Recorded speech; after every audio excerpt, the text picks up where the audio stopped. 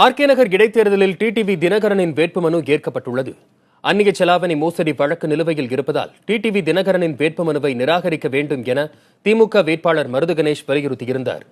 நீண்ட நேர ஆலோசனைக்கு பிறகு டிடிவி தினகரன் மனு ஏற்கப்படுவதாக தேர்தல் அதிகாரி பிரவீன் நாயர் அறிவித்தார்.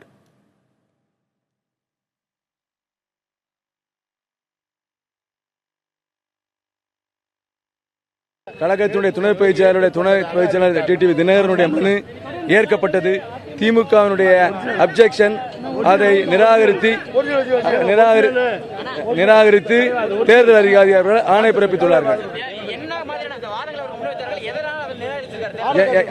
அத்தனையும் ஏற்கனவே அவர் தேர்தலிலே முன்னால் நாடாளுமன்ற தேர்தலில் போட்டியிடும் பொழுது என்ன எதிர்ப்பை தெரிவித்தார்கள் அதே எதிர்ப்பை இப்போது தெரிவித்திருக்கிறார். அது ஆர்டர் காப்பி